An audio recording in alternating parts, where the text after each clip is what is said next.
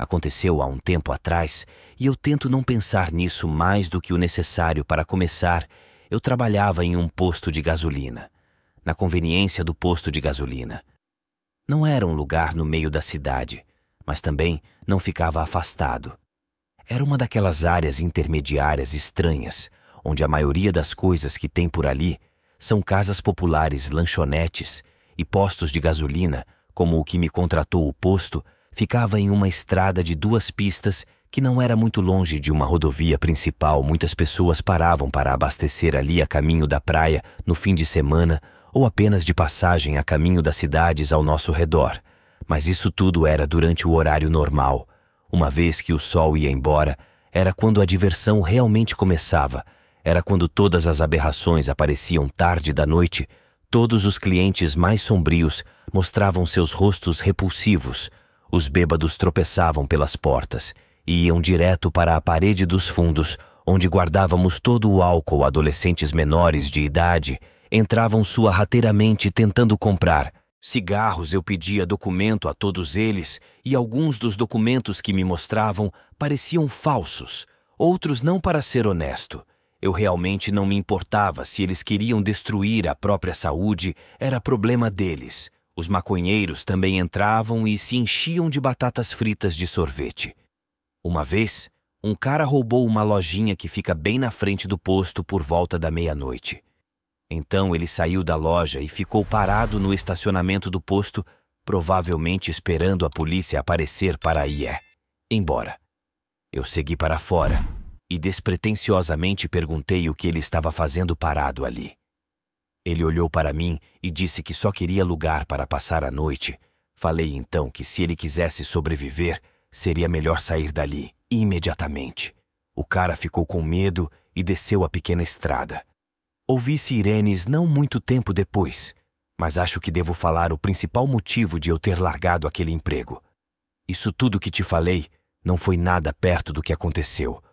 Bom, eu tenho tendência a ignorar tudo isso. Tento não pensar muito nesse cara, mas vamos lá. Era mais um turno da noite, mais uma noite da minha vida passada atrás de um balcão de madeira barato. Era um desperdício de vida, mas estava fazendo isso por algum dinheiro. Então, ok, de qualquer maneira, eu estava melhor do que a maioria das pessoas que passavam por aquelas portas eram ou mais da madrugada. Lembro-me de olhar entediado para o relógio, observando os ponteiros se mexerem lentamente. Foi quando ouvi a campainha da porta e olhei para avaliar a pessoa que acabaram de entrar. Ele tinha um pouco mais de 1,5 metros de altura e parecia ter 50 anos facilmente. Sua pele era flácida, seus braços e pernas eram pontilhados de minúsculos pelos brancos, combinados com cabelos igualmente brancos que prendiam em longas mechas de sua cabeça. Era desgrenhado e emaranhado. Você sabe como fica o cabelo se você não toma banho por uns 2 dias? Esse cara parecia ter passado 2 semanas sem as boas graças de qualquer shampoo. Ele caminhou lentamente até o balcão mecanicamente, como se cada passo fosse pensado. Finalmente ele chegou até mim e encostou as mãos no balcão para se apoiar. Suas mãos eram cheias de veias saltadas, parecendo rachaduras em vidro quebrado. Linhas de areia preta corriam por baixo das bordas de suas unhas. Ele finalmente abriu a boca para falar e me deu uma boa visão de seus dentes amarelos e viscosos nojento. Para ele perguntou como uma voz rouca onde era o banheiro, e eu apenas apontei para o canto de trás. Lá havia um pequeno corredor que continha portas para os depósitos de um pequeno banheiro. Ele se afastou naquela direção, e eu silenciosamente agradecer a Deus que o esquisito estava saindo de perto de mim. Ouvi o clique na porta fechando. Como disse, eu estava sozinho na maior parte do tempo. Depois que o estranho foi ao banheiro, tudo ficou em silêncio por 5 minutos. Então 15 começou a ficar estranho. O quanto tempo esse cara estava demorando no banheiro?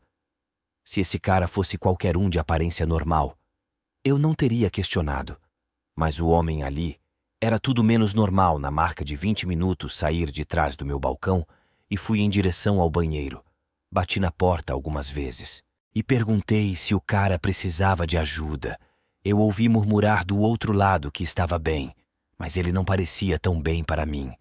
Eu não estava prestes a discutir com ele. Então apenas voltei para o balcão e sentei na minha cadeira. Mas 10 minutos se passaram e aquele cara não tinha saído do banheiro. Fiquei agitado naquele momento. Por fim comecei a ouvir um barulho no começo. Eu não sabia dizer o que era, mas não demorou muito para descobrir. Ele estava ouvindo um tipo de choro. Comecei a caminhar de volta para o banheiro mais uma vez. Dessa vez eu poderia dizer, quando me aproximei da porta, que algo definitivamente não estava certo. Parecia que o homem estava com dor. Talvez até com medo, timidamente, bati na porta mais uma vez. E por um tempo não obtive resposta, mas eventualmente o homem conseguiu pronunciar 2 simples palavras. Me ajuda. Seu gemido estava ficando mais alto e se transformou em gritos. Comecei a ouvir batidas vindas de dentro do banheiro até sentir o chão tremer um pouco. Fui para a maçaneta. Mas é claro que o homem tinha se trancado no banheiro. Fiquei um pouco em pânico. Eu não sabia se o cara estava infartando ou algo do tipo. Comecei a pensar que fosse isso, mas havia um fedor rançoso que estava começando a sair daquele maldito banheiro. Pode ter sido apenas uma diarreia horrível, pensei. Gritei para ele abrir a porta. Ele tinha que destrancá-la se quisesse ajuda, é claro. Mas ele não estava me ouvindo. O homem começou a balbuciar algumas palavras incoerentes sobre ter que manter a porta trancada, porque só estava seguro ali. Eles estavam vindo para ele. Ele disse. Eu continuei gritando para destrancar a porta. O cara só falava que tinha alguém atrás dele e que finalmente o descobriram. O tempo todo.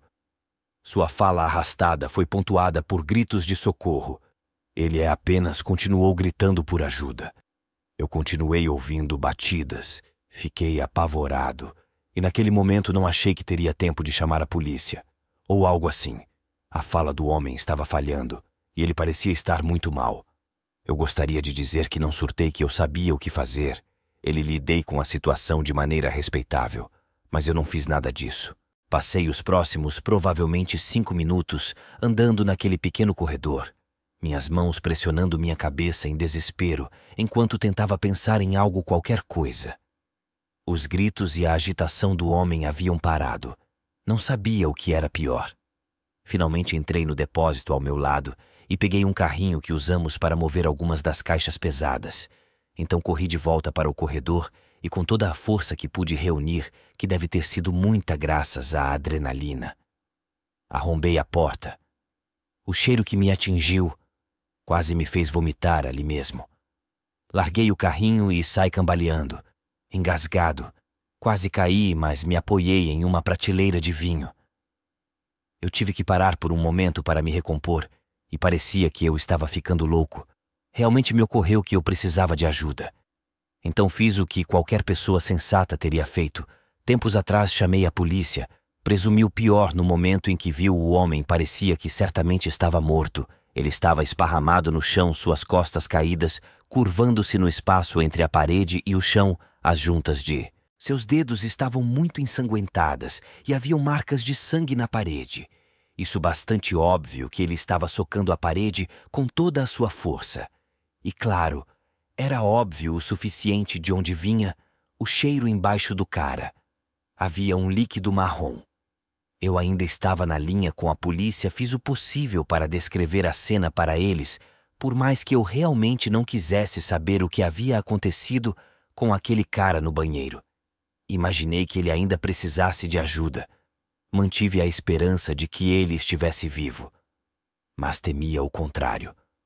Acho que realmente voltei para aquele corredor apenas por curiosidade mórbida mais do que qualquer outra coisa. Tive que levantar a camisa para cobrir o nariz, evitando que o cheiro me dominasse, mas não ajudou muito. O cara tinha um pó amarelado em volta do nariz e da boca, além de uma pequena espuma nos cantos dos lábios. Seus olhos estavam vermelhos e vidrados. Eu disse à atendente da polícia que parecia que ele tinha sofrido um overdose de alguma droga. Não aguentei mais. Tive que sair para tomar um pouco de ar fresco. Eu estava tonto, mortificado e deprimido. Um homem tinha acabado de morrer ao meu lado, No máximo, fiquei lá fora por 5 minutos. Eu já podia ouvir as sirenes quando pisei na brisa fresca da noite, apenas 5 minutos, e a polícia chegou. Mas agora vem o pior: quando a polícia chegou, eles me pediram para mostrar onde o incidente havia ocorrido. Uma ambulância também estava lá, e os paramédicos corriam pegando os seus equipamentos. Levei todos para os fundos, e o cheiro ainda era absurdo. Ainda havia marcas de socos na parede e ainda havia um pouco daquela droga em pó espalhada pelo chão. Mas o homem que estava deitado ali sumiu. Ele simplesmente sumiu, como se não tivesse estado lá. Nunca era como se ele tivesse simplesmente desaparecido. Os policiais que podiam e depois foram embora, ainda chocado com tudo. Me sentei do lado de fora em pânico, tentando me acalmar e respirando fundo. Quando finalmente consegui colocar meus pensamentos no lugar, fui no banheiro de novo, dessa vez para fazer xixi e ir embora dali ao subir minhas calças e me preparando para sair daquele banheiro. Notei um pouco daquele pó nojento que estava no homem nas costas da minha mão. Instintivamente olhei para cima.